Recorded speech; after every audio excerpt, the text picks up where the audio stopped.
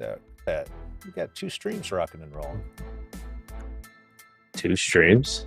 2 streams. Well, we got the YouTube and we got the Facebook. And we got the music rocking. All right, crank this up a little bit. Did you get rain up there yesterday? Or I guess you were, did you come back yesterday or were you back today? Yeah, I came back yesterday and it sprinkled. I wouldn't call it raining, but it rained enough. Yeah. What about you guys? Yeah, it got wet. Yeah, it wasn't pouring or Nice. anything, but it was coming down. The windshield wipers are on. Yeah, me too. That's great. It was like close to 5 o'clock because I think I left the office around 5 yesterday, and it was like a little bit of sprinkler, and I was walking through the parking lot. It was getting heavier and heavier. So, Nice, man. That's good. We need it. Yeah, that we do. That we do. So it's supposed to be a little warmer today, fortunately. Bum, bum, bum, bum, bum, bum. Bum,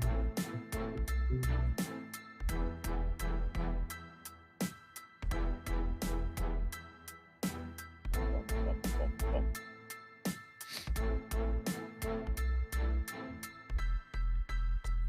Helpline. I found some, I don't know if you're still looking for lights or if you're really happy with the one that you have. I found some LEDs that I actually bought a long time ago, and I was going through some boxes and found them. That's what I'm using now behind me. I know it's obscured, but they're like $15 or something. They're pretty cheap. Bet you like them? But yeah, it's got the Bluetooth app, so you can change the color and rotate them and all that type of stuff. Really? Because the other lights I was using before made a lot of noise, and these are fanless. Your lights have fans? Wow, that's fancy. Yeah.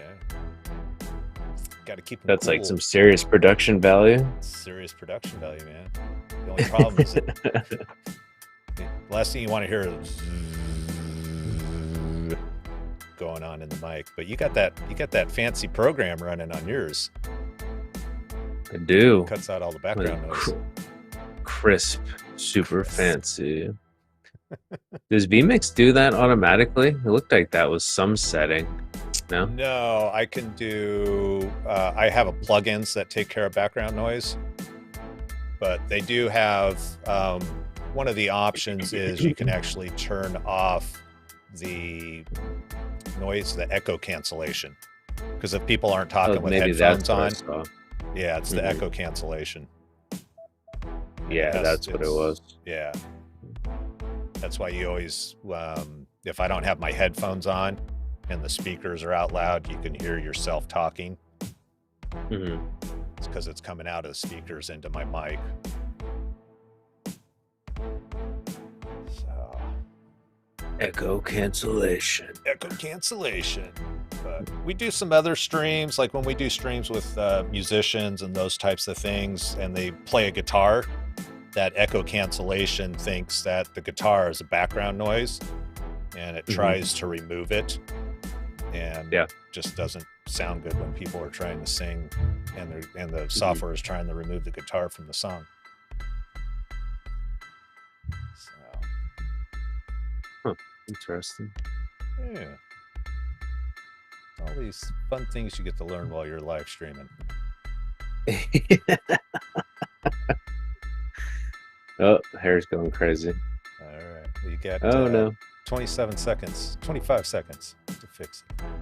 Well, people can already hear us, right? Blabbering on this pre-show before we go live. Blabbering along. Getting wild. This is where we gain traction. It's the pre-show blog. Oh. We get people. Although I think this is where we notice our hair's sticking up and you have to mat it down. All the problems in life occur now once you go live. Everything before going live is like, not really a big deal. But once you go live. Yeah. It's like, oh yeah, I got this ingrown hair that's causing issues. Exactly. This tooth that's bugging me. It was fine before we went live, but now that we're live, it's like, oh my gosh, I can see it all. I feel like I have to scream sometimes, Will. I just feel like I should just scream. Well, I think we're going to get to that today a little bit at some point. But yeah, the pressure's on. So we are live. We are doing the thing. Maybe that's what this is like. The pressure's on. Dun, dun, dun. It's almost like Jaws in the background. Dun, dun, dun, it is a little bit. It kind of makes me think of like Rocky going to the ring in whatever of the 6 movies you want to choose. Pick one, doesn't matter. But very cool. Kind of has that vibe to it. Yeah, for sure. For those who have not been, welcome to the No Fucks Given podcast. My name's Ryan, and that is my buddy Will Cordingley. Good to see you again, Will. Good to see you too, Ryan. And that's my pointing. There it is. Boom. There you go. I'm pointing the right way too. Right back at you. Good to be here. Yeah. So glad you had a relaxing weekend, and time to get back into the weekly show, which does involve screaming today, or yelling, or shouting, however you want to put it. Whatever we feel like doing. Yeah. And so joys of having your own turned in show. age. Had birthday yesterday, so now it's a more seasoned and more mature show. So all right, that's what congratulations. That's right. It was yesterday was your official day. I feel like I should have had some sort of happy birthday song, but all I have is a clap. That's all I got for you, sir. Something wrong about getting applause for a birthday. Like, nice job for existing. We'll give you a round of applause for that. You've survived. Congratulations. You've made it another year, especially this last year, which was not supposed to be like over a year long. It was only supposed to, last for a couple of weeks, and then we're going to go back to normal. And welcome to the new normal. And it seems like this new normal is causing some anxiety with people.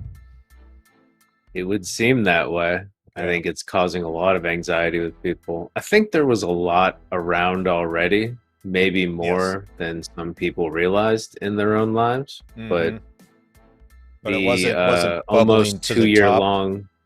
Yeah. And, layering on, round after round and layer after layer of stress, coming from one context or another in people's lives, whether it's health or financial or family or survival or whatever it is. Right. It's all certainly been ramping up. Yeah, but, and there's a lot of unknowns going on during this time. I mean, it's just been interesting in so many different ways. I forget how long ago we were talking about this was kind of, for a couple of generations, this is the big event that we're having to deal with, where other generations had the Vietnam War, they had World War II, World War I, Great Depression. This is kind of our big everlasting thing. You could also probably go back to 2008 with the economy collapse, but that's kind of cyclical.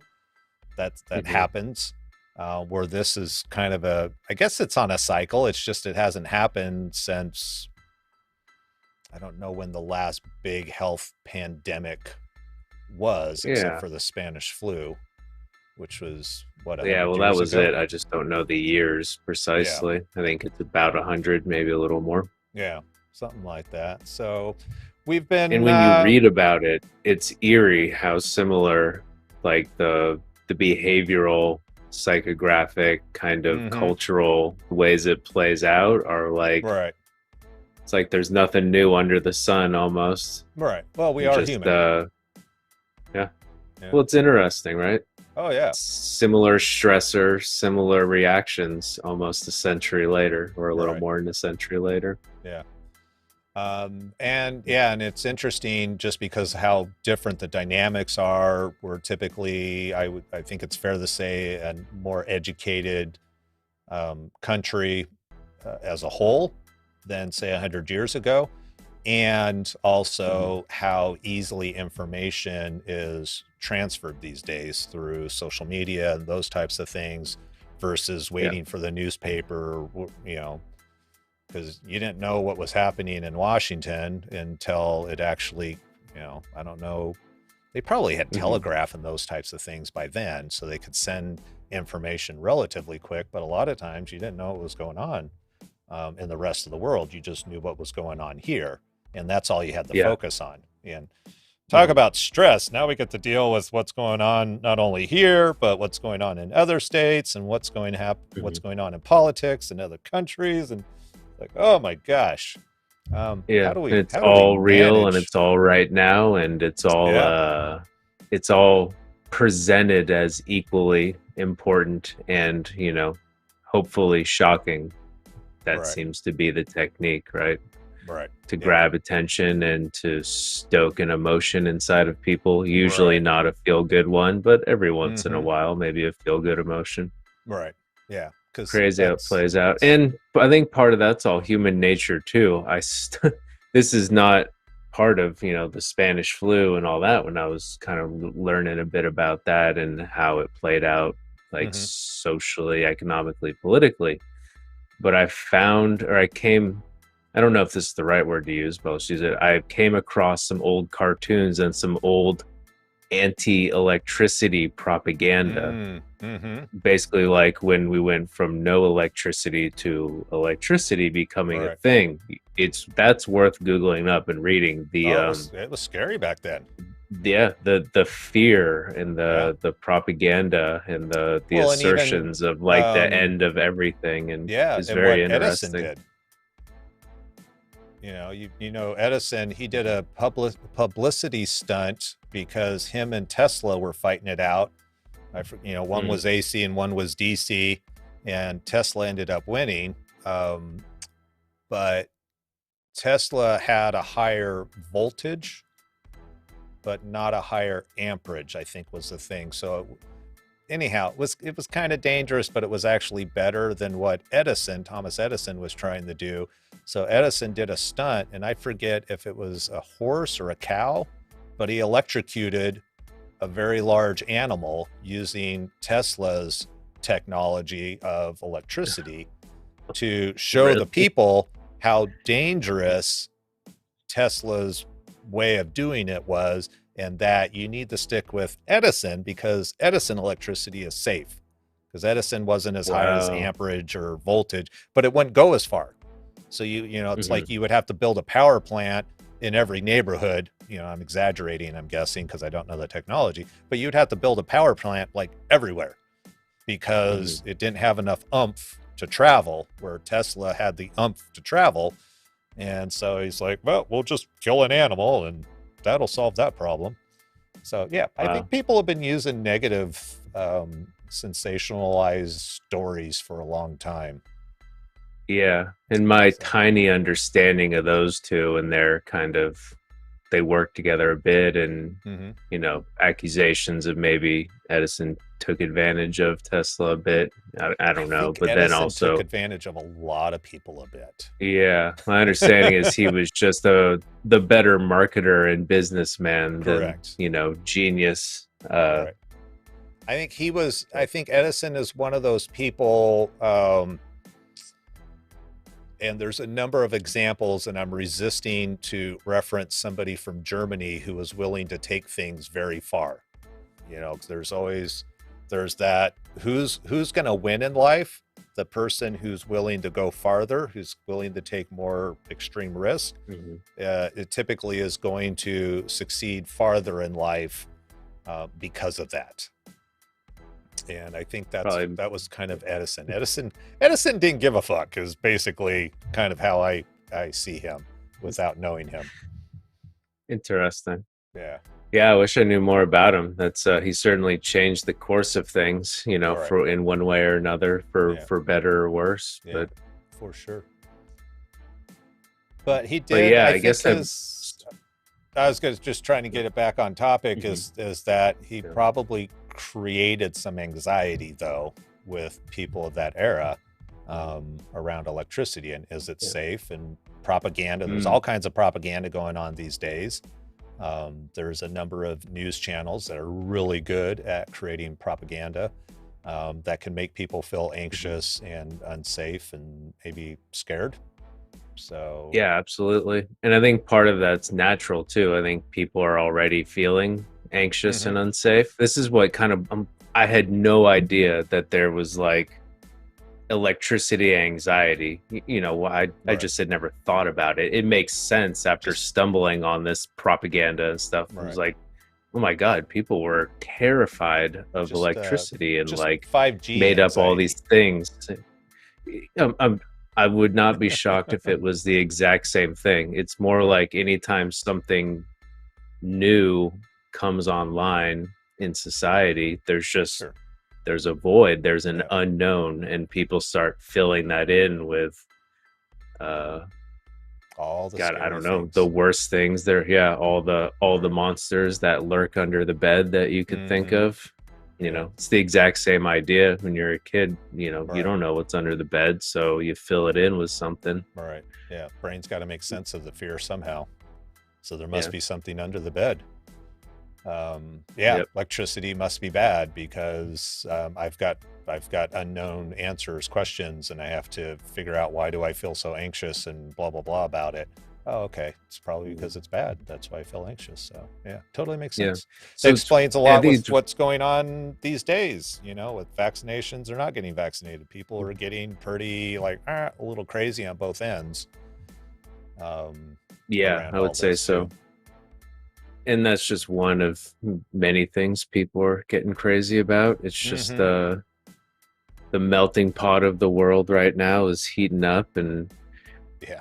we say we're certainly more informed as a people because of the internet and the speed of information, but it's almost like I don't know if that's a better thing Right. because misinformation and like agendaed propaganda ish Hmm. or direct kind of propaganda, news stories or blog articles or video, YouTube videos, whatever you want to call it, on whatever side you fall on, the Right. stuff travels so fast. And Hmm. I have no idea who said this, but it's like the speed of a lie has gone around the world 20 times before the truth has done it once. It's something to that Mm, effect, just meaning right. it seems to be that like lies and misinformation spread way quicker than Right. facts in reality. Yes. Yeah. And that's another weird, interesting like aspect of our nature. I don't know why Hmm. that is, but it's certainly, I observe that to be accurate. I think you can see that be accurate over and over again in Yeah. the 2 year span that we call 2020 these days. Hmm. Yeah. And I kind of wonder that with the whole spread of the negative spreading faster than positive, I wonder if it's a guilt and innocence kind of correlation. So it's like, oh, okay, here's somebody else has done wrong. That makes me feel innocent. Therefore, I feel better about it. So I'm willing to share it because now I get to increase my innocence across the board because we're all guilty as people. So if we can make ourselves feel more innocent, how wonderful is that? And we can shed some of our Yes. guilt onto other people. We might How? have to do an entire series because this is the guilt and innocence dynamic. That's very deep stuff that gets kind of to the root of a lot of things, but A lot of things. it's hard to explain it in a way that makes sense to like the lay person or Hmm. without having to it, layer a bunch of frames and stuff first Right. before it Right. makes sense. But yeah, we That's all that's I was going to that say that's why guy. the people that are able to simplify those messages are the ones on the talk shows. They're the ones on big stages. They're the ones because they've been able to take, like just lost his name, Mr. Y. I can totally see his face. Simon Sinek. Simon Sinek. Yeah, he's able to take concepts and really kind of condense them down and make them approachable and understandable. He's able to chunk them down very well. Yeah. Yeah, it's certainly a skill. And I'll say Right. some things can only be chunked down so far too. You can't, Right. not everything great can be summed up in a sentence or or something Yeah, but quick. if you can But get people to the next step to where they're yeah, able and interested to kind of expand, and then you kind of expand. I mean, it's like, you talk to Carl Buchheit, and I can only talk to him at such a level, right? Where there's other people that have been involved in NLP and psychology and all of those types of things for so many years, that have a deeper understanding and perspective of things, that they can have much bigger conversations than I would be able to have with him. interesting.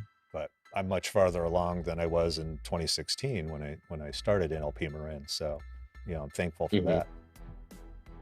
Well, I don't know if I necessarily agree with that, because I would say you're probably right. The information and stuff travels, and pack cohesion probably gets built quickly around making other groups guilty and people, yourself and other people, feel innocent. It kind of is a big driver in a lot of stuff. So that's Mm-hmm. a really interesting point. And in terms of like, yeah, I keep coming back. It really was shocking. I'll have to find some and send it to you. Maybe we'll bring it up sometime. But like All right. anti-electricity propaganda was just so interesting to me, Mm-hmm. especially to see now, where I'm kind of, I certainly have all my feelings and my opinions about life these days, and who I think's crazy and who I think's right, and blah blah blah. It's like Right. everyone. How could you not? Mm-hmm. But it kind of clicked in. I'm like, okay, this, whatever we're going through now, is not the first time we've gone through this, Right. and this kind of it's playing out. It plays out in similar ways, even though we have the internet and technology, and you and I are Right. talking to each other over a computer. It's like people have always been anxious about the unknown, and people have Right. gone through hard things, and both those things are going on right now. Yeah. And before that, they were anxious about something else, and then something came along, and there's things that layer on, like more layers of sediment of anxiety and stress. But Right. it's weird to think about that this stuff is like, it's not new, and it's almost not that unique, other Right. than it's a novel virus, but the situation is not all that unique in the Mm-hmm. history of our species. Correct. It's unique to That us. just It's the kind of first blows time my we're mind. experiencing it. Yeah. So we've got to grapple with it. But I think it's a great way to showcase that being human is human. It doesn't really change. Even 100 years later, we're replaying the same scenarios. You could even take a look at, I forget if it was you and I were talking about it, or somebody else. Cause like I was watching the 9/11 documentary on Netflix. And so they got to the Okay. point where they went into Afghanistan, excuse me. Mhm. Bush Slight Jr. difference. or what's that? Yeah, slight Slight difference. difference. Yes, my grandfather fought in Africa, but the Bush Jr. era, going into Afghanistan, and then it was kind of like, oh, well, we got Afghanistan cleared out, we created some stability, and then we just left. And we completely just left the Afghan people without any type of support, without anything. And guess who moved back in?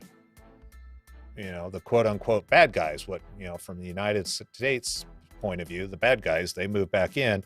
And it's like, well, didn't that just happen? And haven't we done that in other countries? It's like, even as a nation, there's that human element of repeating the same patterns. It seems like the United States is really good at going in, creating a ruckus, and then going, all right, our time here is done. Thank you very much. We're just going to leave.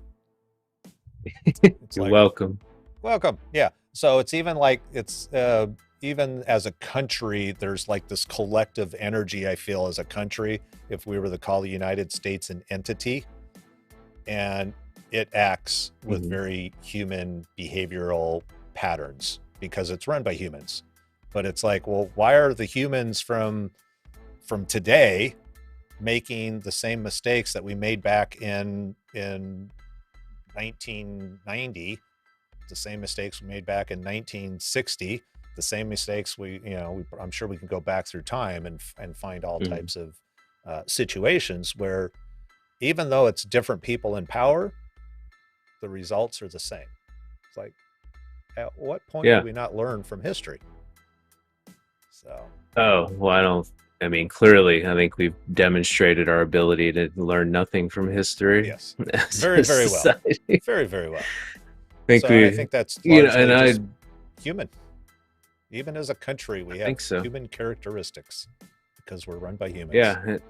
And why that happens, I don't know. It makes me think of the end of The Matrix, the third movie, I believe. Maybe the second, I think the third, where Neo finds out that he's the seventh version of himself. He's not unique, and he's not like that special, and this has happened before, that his like algorithmic anomaly that gives him all this power to disrupt stuff, and he's compelled to do so, has happened 6 times before him, and it kind of is supposed to happen by design. And I don't know, I think that's really interesting. It's almost like this stuff happens by design, and I have no idea why, but we can observe it to be that way, because you're right. It's like, how does this human nature stuff keep playing out in, different generations in similar ways? Very interesting. Yeah. And every generation has its own identity of what's important to it and what's not important to it. And yet we still get the same results in certain ways. So, yeah, good times. Am looking forward to The Matrix, though, the 4th movie when it comes out. I believe later this year. Too. It's going to be excellent. Better be excellent. Although, as we talked about, the preview makes no sense. So I'm excited to reconcile that in my head. I'm like, why doesn't anyone know each other? I guess I'll have to tune in to find out. Right. Yeah. Maybe he becomes not only number 7, but number 8. Yeah, we'll see what happens. I don't know. Yeah, should be interesting. But my thought, so there's been a lot of research that, I don't have off the top of my head, and I don't think we're going to talk about it today, although maybe we can dig into it in the future, where it's like they say anxiety is on the rise and social media is a part of it, and like this faux connection that we have to each other, where you're always on, you're always connected, and you're always available, except it's like, I don't know, eating spoonfuls of sugar and calling it a nutritious relationship, right? Yes, you have the illusion of relating with people online, and the illusion of being able to disconnect from your phone and your computer and not be available. But most people are available and looking to be pinged all the time. And that would be interesting to see how that intersects with like just anxiety, as we would call it normally before that, and how the P word, I don't know if we're avoiding it, or you can just block it out, the pandemic, how that is. That one? Yeah. it's hard to block it out when we're broadcasting live. It's the only thing. I know. Well, as I said, for me personally, the mistimed beep will always be, that's a classic, and it will always be funny. So even if we suffer algorithmically, it'll be worth it. Fair enough. But we kind of are doing a series about anxiety because it's a big topic and it's a bear to deal with. I think some people, as I said in the very beginning, some people are dealing with this maybe for the first time, or they're becoming conscious with like anxiety plays a role in my life more than I would have thought. And I think some people are kind of being like, well, this is business as usual, except it's maybe the wattage is a bit higher on all that stuff. So tough to know. Yeah, for sure. Should we put this fancy graphic up then? Super fancy. Yeah. Otherwise, if not, I should take it down. But again, we are live, so it doesn't really matter. Yeah. So one of the things that we like to do is I'm always kind of curious. Well, okay, yeah, Will and I, we have these conversations and we talk about different things. And I'm curious. Okay, well, what's out on the internet? If you did a good, quick Google search, what pops up? What are Mhm. people reading? And I say that in the sense that typically the content that we find is on the first page, and typically it's going to be the first or Mm. second or possibly the third article. It's a high ranking article. So, this is an article that we found on Healthline around anxiety, and essentially, when in doubt, shout it out. And but it's 8 drug-free ways to Yeah. battle anxiety, and I'm an anti-drug person. I've always told people I'm too in touch with reality. Like, reality doesn't bother me. That's why I don't drink. I'm sure it's something completely different. Don't drink, don't smoke, don't do marijuana. It's like I'm not opposed to all of it.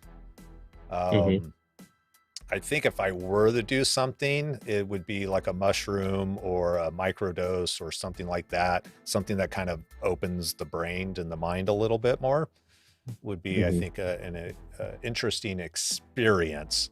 So I found this article kind of interesting because it's like, well, why are we even thinking about drug-free ways? Like that to me is the default way. And Yeah. yet it seems a lot of people might not think about that first, but they might go, I wonder what my doctor can give me to cure my problem. Because obviously it's Yeah. not me. I'm not the problem. Everything's fine in here. I just need a drug to calm things down a little bit. Mhm. Yeah, and that's a pretty, I mean, you just unpacked a huge topic about, as our society and medical establishment, do we orient in a certain way, and is that healthy, and all kinds of Right. things like that.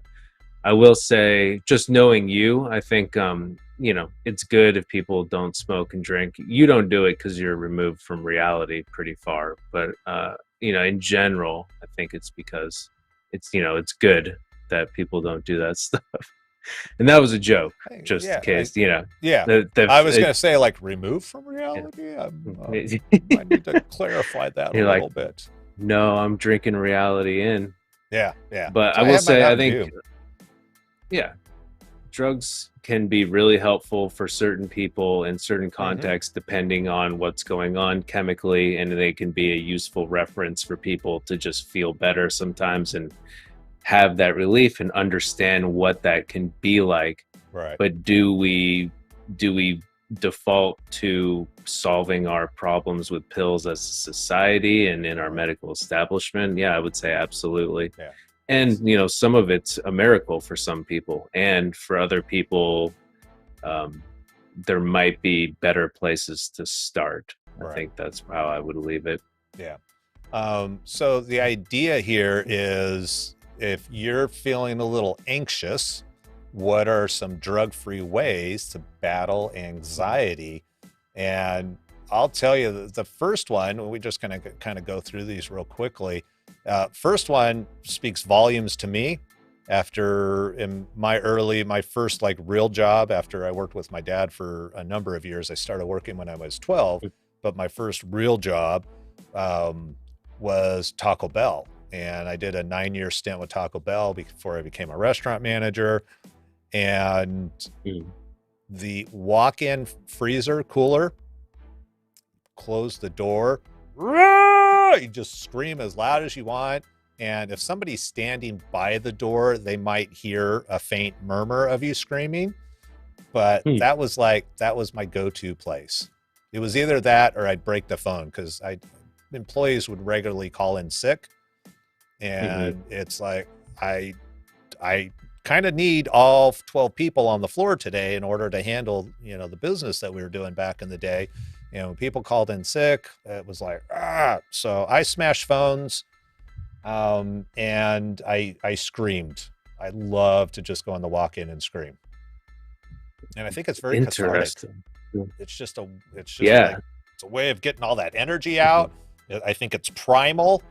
Kind of brings you back to the base roots of what it is to be human, and probably one of those things we should do more of just because. Like at the end of yoga, everybody should maybe just scream. Well, maybe not at the end of yoga, but Yeah. I Just bet that because, exists in some capacity. yeah, Yeah. screaming yoga. Maybe it's got to start a screaming yoga farm because they have Yeah. goat yoga. They have a screaming yoga farm. Hot Mix it screaming yoga. together and have a bunch of like, yeah, scared goats from all the screaming, jumping around. The ones that fall over when Yeah, they get yeah. scared. Oh, that's right. That's right. Yeah, yeah, yeah. Yeah, Oh, perfect. yeah, Yeah, the fallen goats. yeah. But yeah, so when we deny what's going on inside ourselves, energy gets trapped, and that can kind of, if you approach ourselves and each human as a system, if you're full of anger or anxiety or stress from an employee calling in at the last minute and not coming in when they were supposed to, and you need them to be there, if you kind of just swallow that down, it doesn't disappear. We might have Right. the experience that it disappears if we deny it or cast it out or pretend that Mhm. it's not there, but it almost like starts to take more of a shape, and like maybe we feel like it's gone because it's now outside of us a little bit, but it's Right. still a part of us. So I kind doing of, these kind of cathartic things can be really useful. yeah, it's I kind don't of know like if it a, transforms things, but it can be really useful in the moment. yeah, for sure. I kind of think of it as a battery. So stress, anxiety, all those types of things. It's like charging a battery, an internal battery. The problem Hmm. is once the battery gets full, where does all that energy go? So if you keep on dumping more stress and anxiety in there, the battery starts kind of expanding a little bit because it's trying to contain all the energy that's being put into it. And at some Hmm. point, it just goes kapoof. And we have a meltdown, we do something, whatever. Maybe we do scream. But Yeah. it's kind of like as you fill that battery up, you got to attach a light bulb to it, or you got to attach a speaker to it. You got to attach something to dissipate the energy so it can absorb more energy later on. And I Yeah. think screaming is a great way to do that. So just shout it It out, can be. folks. Yeah, it can be. And I guess if you don't have a walk-in freezer to do it in, you can do it into your pillow, or, Yeah, find a quiet place or something to mute it. But yeah. yeah, it's certainly a Or you viable just option. close your eyes and Mhm. visualize yourself screaming. No, don't do that. Just scream. Fair Just scream. fair Uh, enough. Number two, And big pro of this, big fan, is go ahead, get moving. mhm. I think there's plenty of studies, and I don't know if they, they talk about raises endorphins and serotonin levels, which are all about helping you feel better emotionally. These are all Mm. natural chemicals that the brain produces. The brain is the most powerful pharmacy in the world. Let's take advantage of it. So, yeah, moving, may it be walking, may it be Mhm. yoga, may it be lifting weights. Um, I found personally, I used to have a bag, one of those boxing bags, a heavy bag, and then I'd get Oh by, yeah. just got a cheap, went down to Walmart, bought a bag, got me some gloves, Mm. used to pound the crap out of that thing. It's like great therapy, great Uh, therapy. So I Man, I found it more miss having a beneficial punching than bag. hitting walls. Easier on the knuckles and Yes. probably your construction bill. Yeah. But yeah, hitting stuff's great. I mean, there's endless studies that have been done about the positive effects of exercise. I think we're designed to move, and I think Mm-hmm. if you think exercise has to be something crazy, we're just talking about going for a walk, which I Right. think I don't know if we're designed to punch, you and I like to punch bags and, do some other stuff. But our bodies are designed to be rewarded just for walking. That's Mm-hmm. mainly the reward center that we're set up for. And Right. walking is incredibly powerful. Yeah. And it can have a similar effect as screaming if you're out there, especially in nature for long enough. Mm-hmm. Yeah, and I think just getting that movement in, it's just so important for the body to Mhm. move in general. And it seems to me that when people kind of collapse inward and don't want to get up and they don't want to move, that it's easier to kind of spiral down into more despair, Yeah. frustration, anger, whatever it is. And being able to find that moment of strength and go for a walk, go hit a bag, go, do Mhm. something productive Yeah. with movement, go It's for a a, I hike mean, out it's in an nature. incredibly important point.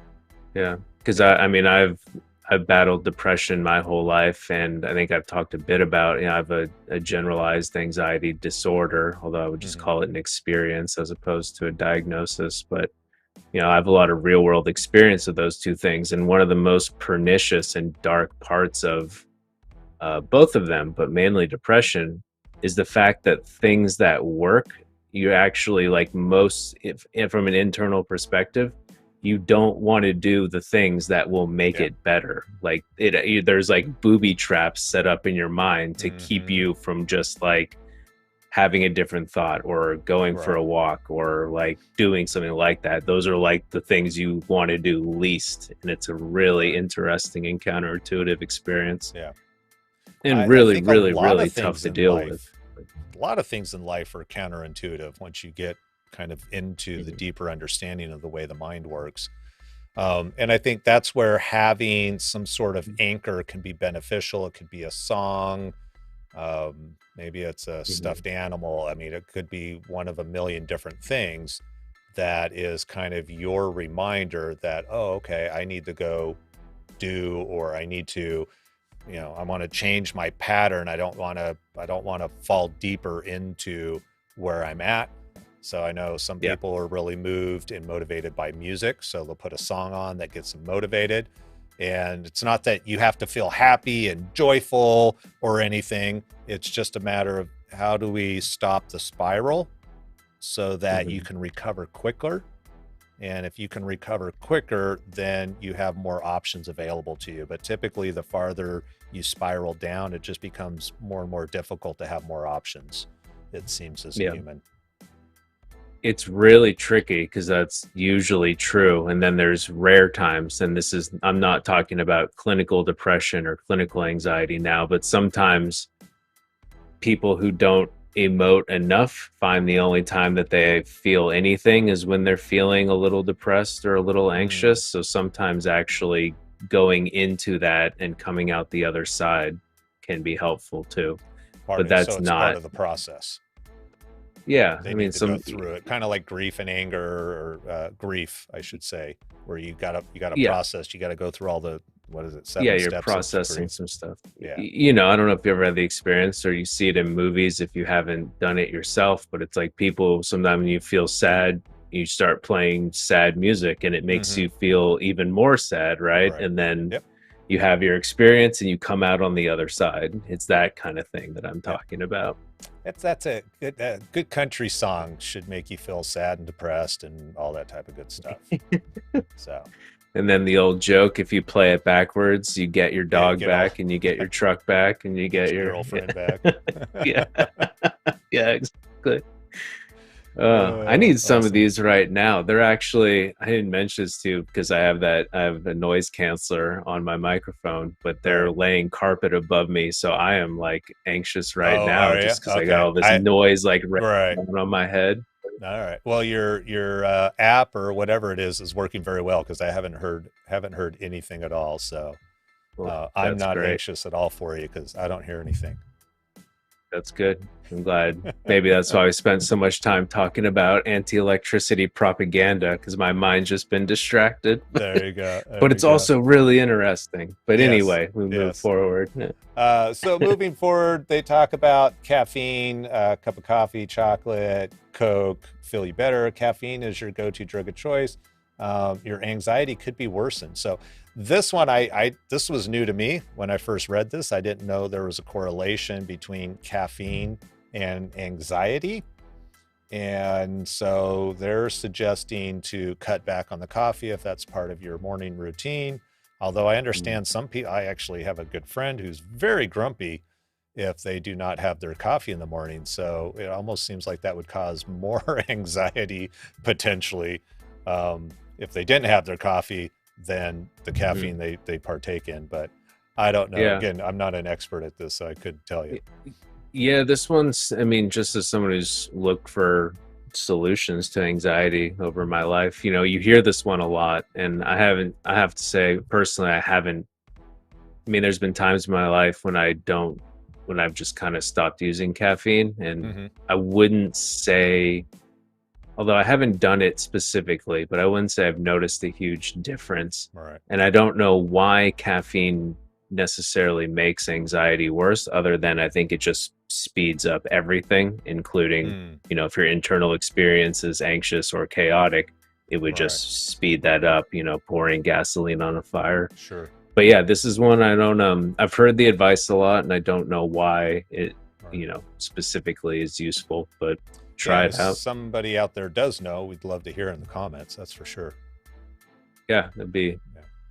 we need like a scientist, because you and I, we just like to talk about things that, you know, we need a data head who wants We'll, to come in here and help us. we'll find somebody who's watching. uh, Be our I'm our data head. We actually have, yeah. and just so people know, we've got an option here. So we've got a third blank.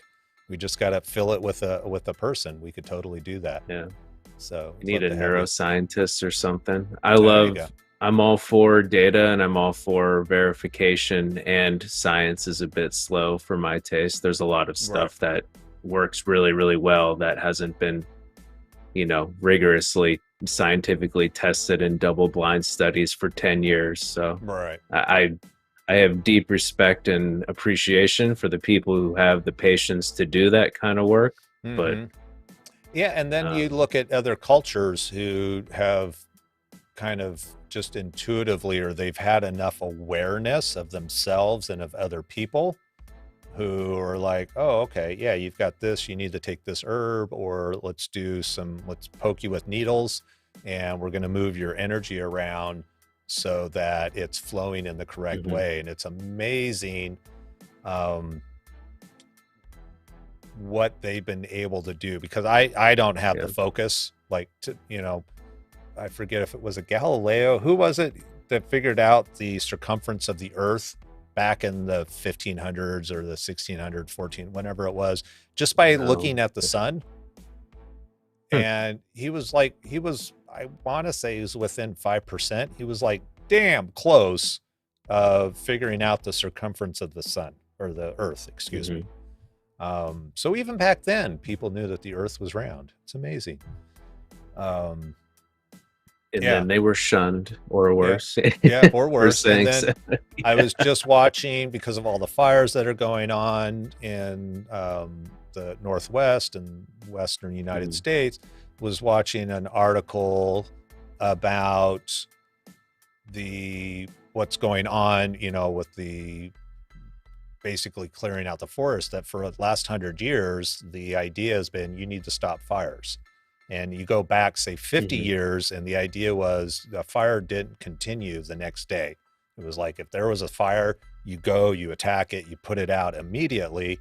And if you go back even farther, Native Americans knew to burn the forest, and so they would do prescribed burns, and it was part of their Mhm. process of living, and it was part of being in tune with nature.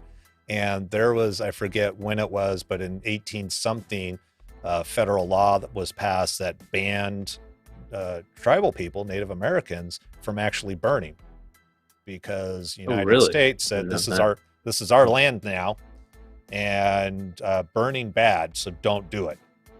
And Hmm. now I understand that people are actually starting to talk to the Native Americans and going, huh, so for centuries and centuries, you guys had this relationship with Mother Earth that include burning the forest in prescribed ways, and that were smart. Um, Mhm. I think we need to talk, because maybe we're not doing it the best way. So Yeah. I had heard, yeah, Native American cultures and like Aboriginal cultures all around the world. Specifically, I'd heard in Australia, but I think right, everywhere, yeah, they do small controlled burns just as kind of yeah, the way but of there, managing the fuel, if yeah, nothing else. But, but being in tune with, it's kind of, thinking about anxiety, it's like, wow, the more in tuned you are as a person, as a culture, with yourself, with other people around you, with Mother Earth, it's like Hmm. maybe we wouldn't be having these anxiety issues that people are having, Hmm. where apparently a bunch of, I don't know what the percentage is of teenagers are on Adderall and different drugs these days. And it's like, A okay, lot. That's maybe yeah. maybe we need to figure out what's causing this problem and try and figure it out, versus just giving people drugs and allowing them to keep on amping up and allowing to have all Hmm. these issues. Because um, Yeah. while giving Yeah, yourself and a, the go ahead. well, it was the nature nurture argument around, attention deficit disorder is really interesting, right? And bias towards using drugs, or are there other ways to even, they're starting to teach mindfulness in some schools if you're lucky enough to be around Right. some teachers and programs like that. But it's really interesting because I think in some cases and some specific people, there's chemical stuff going on that drugs can be really useful for, and then in Hmm. some cases, other drug-free methods can be useful too. And it comes down to being in tune with yourself, which is kind of hard when you're 8 years old. You barely know what Yes. you're doing, let alone being in tune with yourself. So that's a Right. toughie. But it's interesting you mentioned, acupuncture and Eastern medicine, like this stuff. When you study with the trauma workers in the kind of like the trauma worker, body worker section of what I'd call the healing area or psychology, or whatever you want to call it, Hmm. is kind of actually coming in and being very disruptive. A lot of them don't have a lot of respect for the DSM, the diagnostic Hmm. manual for traditional psychology. Although a lot of them are scientists, this stuff is scientifically verified, or they're coming out with more and more studies finding this, and a lot of the conclusions, among other things, a lot of solutions, but a lot of it is looping back to traditional Eastern medicine stuff that people have known for a very, very, very long time. That Hmm. mindfulness practices, body based stuff like acupuncture, doing Qigong and Tai Chi, these kind of things are really useful for anxiety, for processing trauma in the body, for doing all kinds of stuff. And it's Hmm. having this interesting disruptive effect in this area where, in a kind of a Western bias towards, okay, here's your diagnosis, here's your pill, or here's your solution, essentially. Right. Yeah. Interesting. Interesting. Interesting. Should we talk about bedtime? Should we talk about your bedtime, sir? We don't want to talk about my bedtime. It's a sore subject, but Although I have heard that scientific studies have shown people who are messy, don't mind clutter, don't clean up after themselves, neat and orderly, and go to bed later, typically are smarter, intelligent people. Don't know if that's true. yeah, I don't know if that's kind of I've heard that for a very long time. And actually, it's funny. I'll just mention this. I had this overwhelming urge to clean last week leading up to my birthday. And so I was just like, I Hmm. cleaned everything. Normally, I'm a little cluttered. Actually, I was a lot cluttered. It got more cluttered than I used to. Right. But there's that story about Einstein. I don't know if it's been scientifically proven that those people are smarter, but there's this myth that's like Einstein was, very cluttered and Right. chaotic and also very smart. So it's not like disorder stopped him from changing the world. I think that's Right. where that comes from. Right. He just had so many things going on in his brain that it's Mhm. like, why would I bother with combing my hair, worrying about what outfit to wear, or where my keys are? There's all these other great possibilities that are going on in my mind. I'm going to focus on that. So, yeah. Mhm. Uh, but apparently, bedtime will help, especially if some people are like going on very few hours. My mom, for whatever reason, she notoriously gets 3 to 4 hours of sleep a day. I don't know how she does it, because I'm just like, Really? I don't know what I would do with myself if I had that much uptime. Hmm. But she does it very well. and so she manages it. But she's retired, so she's got a lot of Mhm. flexibility. She doesn't have to be up, but I think there are people that are working 80, 90 hours a week potentially who are getting very little sleep and just not healthy in general. Yeah. I forget what it's called. There's a tiny percentage of the population that legitimately only needs like 4 hours of sleep Yeah, a night, something like that. But it's much less than the amount of people who live that way, you right. know. But Yeah. some people are okay with that. I looked into it because I was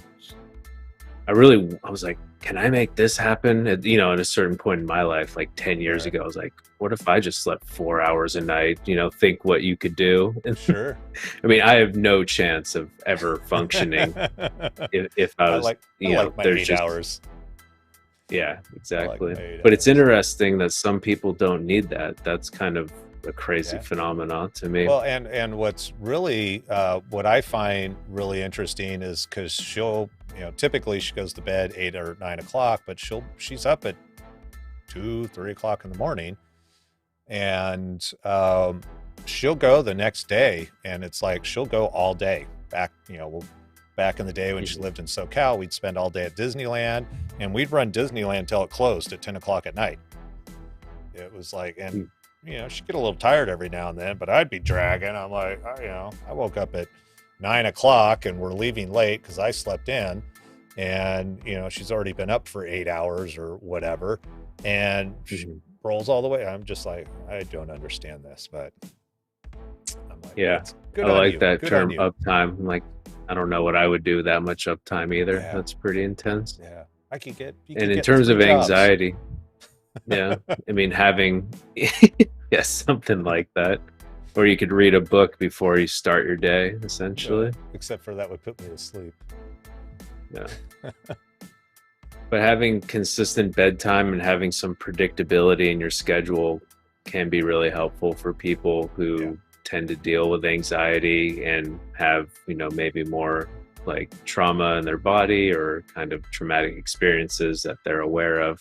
Hmm. Having that sort of regimen and predictability and sticking to it for yourself adds a sort of order that you can lean into that can be really helpful for Mm, some people. yeah, it's And nice to if, know. this is more like situational anxiety you're dealing with right now, adding in some consistency, especially in something that's restorative like sleep, can have a big effect for sure. Yeah.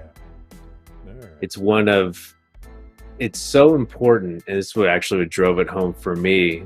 I forget where I picked this up. I don't know if it was a movie or if I'd watched a movie about the CIA or FBI, and then it made me want to like study this more because it's kind Hmm. of, if you look at dark stuff, you can learn a lot about how to be light with it. But when they torture people, in what governments and history and stuff, when like one of the biggest themes and methods of torturing people, other than just being really violent, is messing with people's sleep. It's like the Right. first place to start.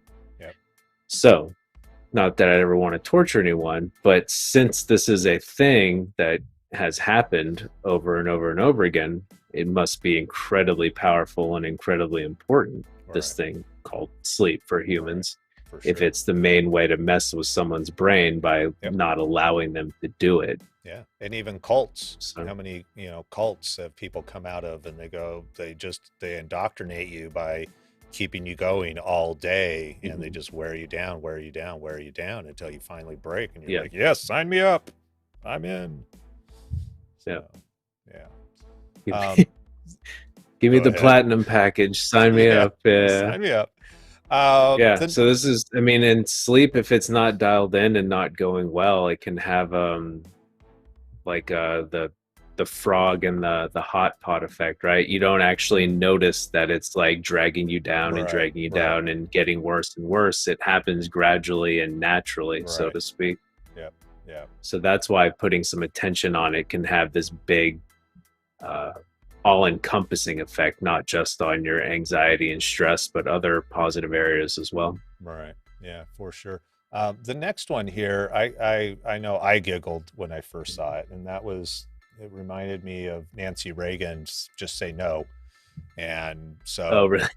the whole idea, just feel okay saying no. I mean, I know it's going to make you anxious to say no because, you know, you want to please everybody and you want to be a team player, and it's just easier to say yes, and it doesn't feel good to say no, but just feel okay with it. It's like, it doesn't work that way, folks. It doesn't work that way. It's a nice idea, though.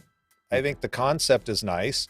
And so having that awareness that if you are maybe putting too many things on your plate and that you are feeling anxious and overwhelmed because of that, is kind of maybe digging into and leaning into why it feels uncomfortable to say no.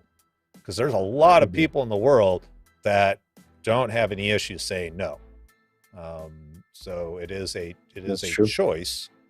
And so sometimes it's just a matter of understanding why does it feel this way, and do I want other choices available to me?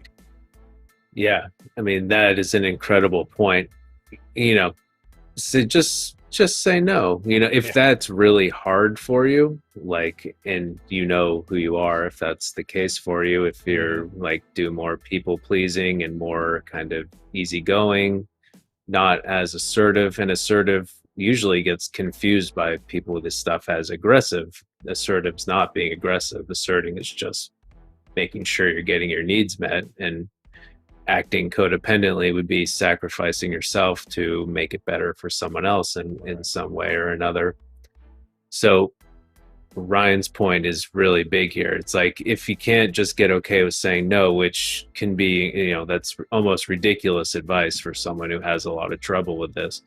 But exploring that would be one of the most fruitful things you could do in your life, actually. Like getting deep into that with someone else or within yourself around, how to get fixed up this way inside of me? Why is putting myself first or standing up for myself like feel it's so threatening that it's just almost not even an option sometimes?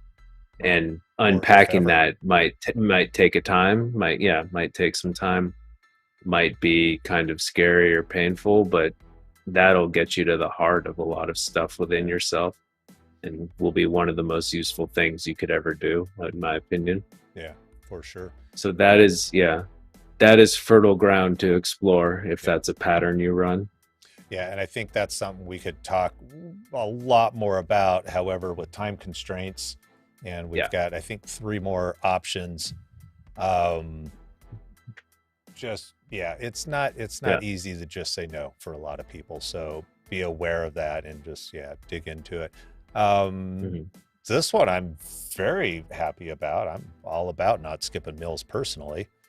However, if you are working as a policy, I tend to be a little food motivated. If I'm active, like if I'm walking or hiking, I find that I can go long periods of time without food. And then typically I don't get hangry, but if I'm not distracted by physical activity, then it's like, you need to feed me, Seymour, feed me. And they're talking about cortisol in here, because eating releases the release of a hormone called cortisol, which helps you perform better under pressure. It could also make you feel worse if you're already prone to anxiety. So, well, cortisol is one of the main stress hormones. So I think what it's saying is when your blood sugar drops from not eating, makes you more stressed, which is fair enough. Oddly enough, it goes the other way, because I've been experimenting and playing around with a lot of water fasting in my life. And like, if you can get your body used to the experience of not relying on calories going in, it has an interesting effect on stabilizing your blood sugar and your mood and all kinds of stuff as well. Oh, really? So I would say do one or the other. Make sure you either eat consistently or eat nothing consistently, and your body can handle it either way. All right. Although interesting. I'm not a doctor. It's just been an interesting life experiment to play around with. Well, and you've done it a couple of times, not just once. And I'll continue doing it. Maybe we can talk about it some other time, but I've been battled, you know, being overweight almost my entire life since I was about 6 years old, and it's just time to congruently do something about it. And I think for me, water fasting has been uh,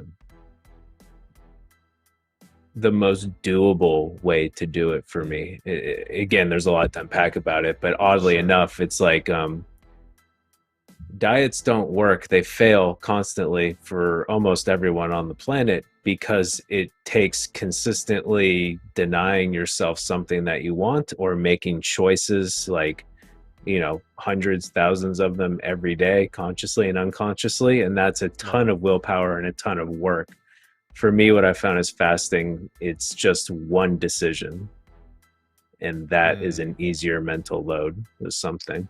And I'm curious because I know a lot of people will eat because it feels good. So it's kind of like, do I not eat and just deal with all the shit that's going on in my life? Or do I take a couple of moments and have a candy bar or even have a salad or have whatever? But a lot of times it tends to be the sugary treats that people lean to, or it could be the salty snack, the potato chips, and you have that momentary release, if you will. So it's kind of like a drug in the sense that, oh, okay, this feels good. Exactly like a drug, actually. Yeah. So therefore, I don't have to deal with all the other shit going on in my life.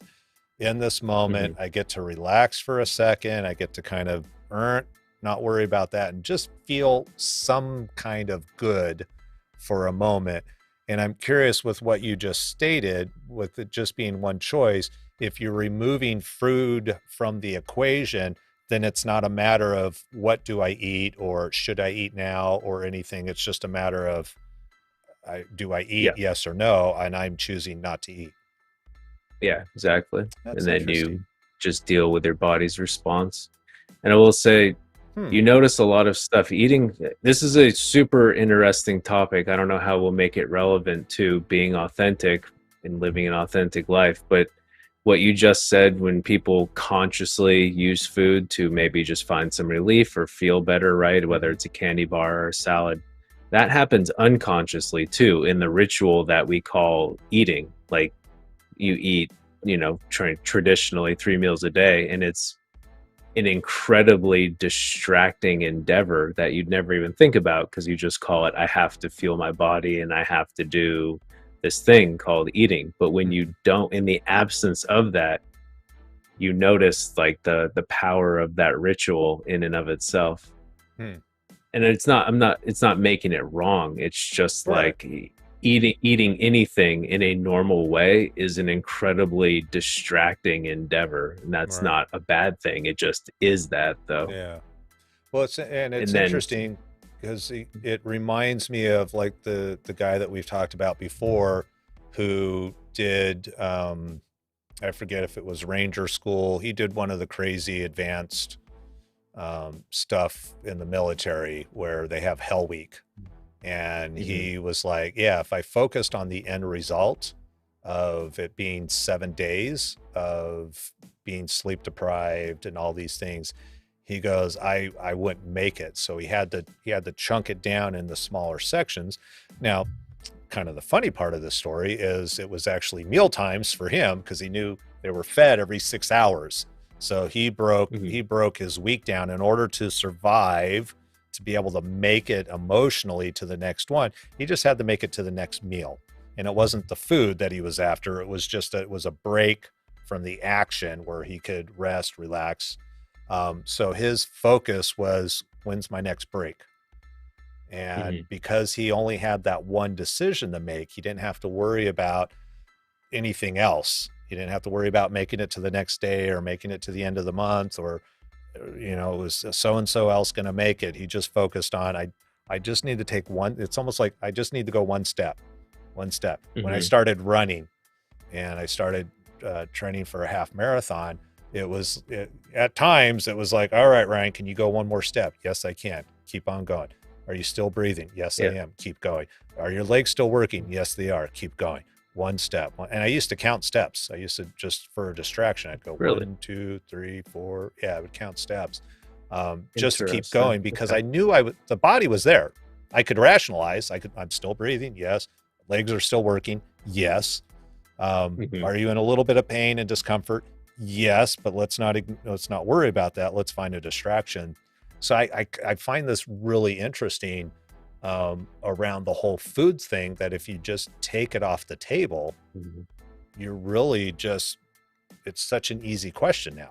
It's really a yes or no. There's no contemplating anything else, which is interesting. Yeah, and that's what I've found. I'd be happy to talk about it more. It is really interesting. It's because I mean, you could take that across. There's only one fail point instead of a million fail points. That's how I would sum it up. But I feel like, it takes some getting used to. But oh, sure. Yeah, I have no desires of getting used to not eating. But I like the concept. I like the concept of like, okay, how can you strip out all the variables? Because it's the mind that fucks everything up, right? What about this? What about this? If we could do this, we could do this. It's like, oh, what are other ways in life when we're working towards something that we want, that we can strip out all the other variables, so we just boom, head there. Yep. That's what I find really fascinating about this. So, okay. Just because it's already 11:20, let's jump through 7 and 8 real quick, because we want to stay off the drugs, folks. That's the only reason why we're doing this. We don't want you on the drugs, man. We just want to expand the perceived options. I'll put it that way. Number 7 here, give yourself an exit strategy. It says sometimes anxiety is due to feeling out of control. You can't always be in the driver's seat of your life, but you can take steps to identify triggers and cope with the circumstances that cause anxiety. So they talk about going into a social situation or meeting new people, make you want to jump off a bridge, blah, blah, blah. So kind of the wallflower here, who maybe feels really socially uncomfortable, is then, okay, have an exit strategy, so that if you do feel that anxiety coming up, what can you do so that it doesn't keep on building? Yeah. And they apply this to like social anxiety and social situations, but I would say apply it to everything. When you feel anxious, what is your exit strategy that you can do in the moment, right? Is it, do you have access to a walk-in freezer you can go scream in? Can you, are you gonna, can you pause and take 10 deep? Yeah. I've never tried that out. I always wonder if that just works in movies or if that's an actual. I've seen the other one where you blow up the bag and you just pop it. That definitely just pops people right out of an experience too. Pretty risky. It could make it much worse, but sometimes if you interrupt the pattern, sometimes it breaks down too. Sure. Yeah, so it's kind of like being the obnoxious boy that I was and still am to some degree. Somebody would stub a toe or do something. I'm like, oh, you want me to make the pain go away? And so, the result is you step on their other toe. And now that the stub toe doesn't hurt as much as the toe that I just stepped on, I made the pain go away. Like, thank you very much. Granted, your other toe doesn't feel good, but very literal. Yeah, very literal interpretation of making it better. Yeah. So they've always solved that problem. That's so yeah, if you can pull from these, I think one of them, maybe the one we're about to get to, is talking about breath, but it's like I said, a lot of what's interesting to me in the trauma work and somatic trauma is like somatic trauma work is they come back to a lot of Eastern medicine and Eastern solutions, right? Tai Chi, meditation, kind of the mind-body connection through acupuncture and all these kind of other things. And the common denominator they have is just working with breath and being focused in the moment, being mindful right now. And exercise does the same thing. All right. I don't know if this is accurate, because I think there's a lot to the science of exercise and why it happened, like all the positive stuff that comes from it. But I had heard it described once, and I think it's an interesting way to think about it, is exercise is just a thing that forces you to breathe, and it forces you to be in the moment. And I'm sure there's other things to it, but Right. All the You're hormone working hard, releases. you're breathing hard, and you're Right. kind of just focused right on what you're doing, whether it's running a marathon or lifting Right. weights or punching a bag. Yeah. So you're breathing, you're getting oxygen in your body, and you're being right here in the moment. And those are Right. two of the biggies when it comes to making anxiety Yeah. dissipate or feel better. Yeah. No, that does totally Mhm. make sense. And it's always interesting where the mind can wander when you are exercising, especially running. Mhm. You get to a point where it's just the mind wanders off wherever it does, and interesting thoughts and ideas Mhm. come. And I feel that a lot of my best thoughts that I have and whatnot are when I'm hiking. Nowadays, I love to go hiking, so I'll Makes go hiking for 8 miles, 10 miles, and in that time, you have a lot of time to not worry about what's going on in the world, and yeah, the mind kind of goes into new places, which is always fun and exciting. Mhm. Yeah, the same experience. That's one of the biggest drivers for me right now in doing the kind of the water fasting that I've been doing and cutting down weight is I used to be an athlete. I used to be a competitive kickboxer and I used to run a lot as part of my training. And I love running because I have the same experience. I have my best thoughts when my mind is like turned off because I'm working so hard Right. because I'm running and I'm exhausted. It's like your subconscious just spits out the answers to all the Mm-hmm. problems you're kind of working on in your life Yeah. at the moment. It's almost like a superpower. Yeah. And for you and I, it's running, and that experience happens in different ways for Mm-hmm. other people. I think it's really anything that forces you to be intensely in the moment for extended periods of time. I Right. said running forces my mind to do that. It Right. could be knitting if it forces you to Sure. be intensely focused for long Yeah. periods of time. Or it could, I would even think with knitting or something like that, is you kind of Hmm. get into this meditative state, just the Hmm. repeated actions, and you just kind of, it's like when you drive home and you're like, oh shit, I don't know where my mind was for the last 10 minutes, but here I am pulling into the driveway. I have no Yeah. idea um, how many stop signs I actually stopped at, but I didn't hit anybody. So you know, mine went on Yeah. autopilot. So, yeah. Yeah. The Um, driving trance or the flow yeah. state trance. Yeah. Yeah. Yeah. And Yeah. then, There yeah, you you go. kind of, Live in the moment. yeah, Mm, you jumped into mm. number 8 already. And yeah, just live in the moment. Easier said than done a lot of Just live in the times. moment, would you? Yeah, and I think Yeah. you mentioned exercise and Tai Chi, and I think yoga is one of those places also because the focus is on Mhm. breathing. There is a physical aspect of it, and then there's also the I don't want to say spiritual necessarily, but just being able to kind of, what's going on, this internal awareness, kind of noticing what's going on in your mind, what thoughts are you having, has Mhm. been part of. I haven't done any um, in-person yoga classes. I do a 15 or a 20-minute yoga. I just go on YouTube and find a random person, Mm. and I'll do their morning thing. And so that's kind of one of the ways that I start my day before I go for a walk. And I find it's helpful just to kind of, I don't have to worry about all the stuff I got to do today. I don't have to worry about anybody else. I'm just going to go in and do the yoga. And because it is physical and I Mhm. do have to pay attention to balance in certain motions, you do have that focus where the brain just kind of goes, "Vroom, okay, let's focus on surviving, not falling over, and making sure your arms are, staying strong enough to hold you up and all those types of things." So Yeah. yoga could help you live in the moment, folks. I think it definitely can. I have to say, I've just never enjoyed stretching. I've done some yoga and I love the way I feel afterwards. I Hmm. don't love doing it Right.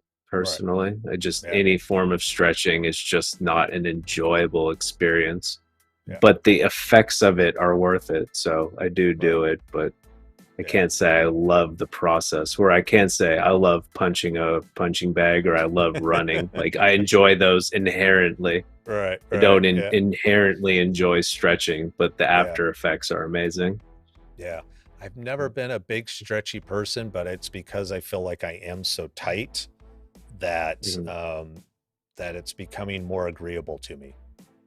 Yoga was never a thing that I ever like, why would I want to do? And it's, I'm sure age has got partly to do with it. And living in Sonoma County as long as I have, I'm sure that's got something to do with it also. But yeah, it's interesting. And, the nice thing is you have alternatives that are more agreeable for you. So it's like, Mhm. yeah, go run instead of Yeah. doing 20 So minutes of yoga. it's true. And all these things, if you use them as a practice, it can have, a transformational effect on anxiety. I know from Right. personal experience and just from talking to people about this stuff continually, it can be demoralizing, anxiety and these other experiences, because it just can feel like this brute force, never ending Right. onslaught kind of experience, depending on uh, the individual person.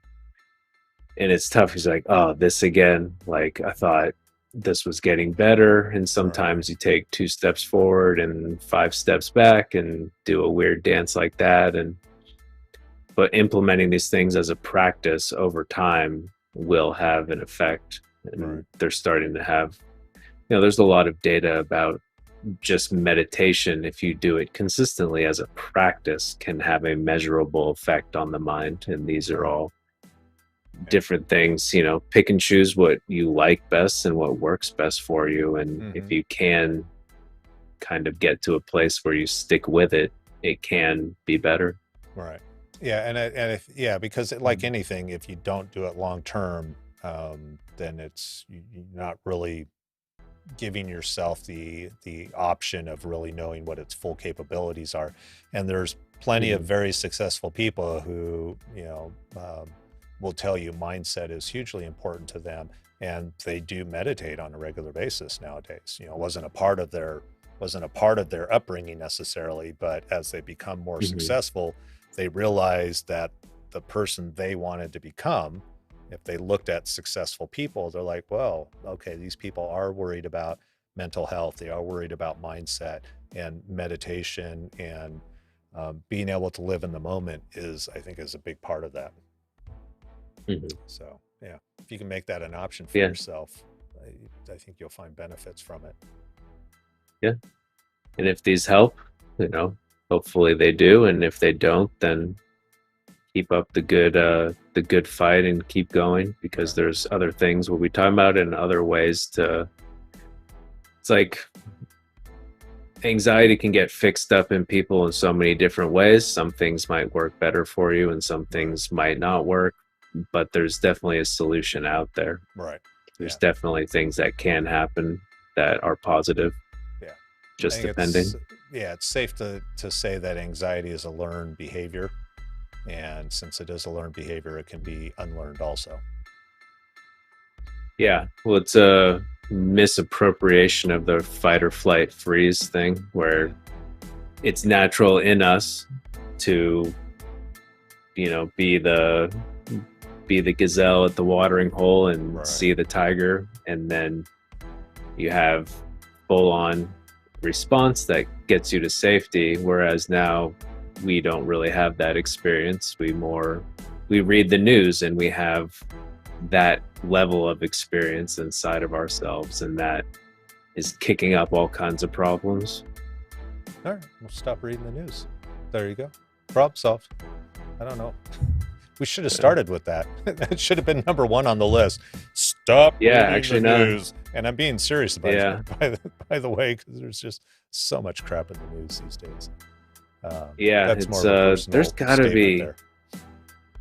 Yeah, I mean, not reading the news is a great piece of advice. I wish I had the other advice for, like, how do you stay truly informed and not read the news? Because being informed is important, Hmm. but the news is mainly just junk food, Right. like Yeah. almost as an overwhelming, Right. overarching statement. It's like you don't need to know 95% of what's in the news. It's not Right. important to your life, and it just Yes. kind of weighs you down because Yeah. it's meant to weigh you down a lot of Right. the time. Yeah. Yeah. For Yeah. sure. For sure. Tricky business. All right. Well, speaking of meals and staying on,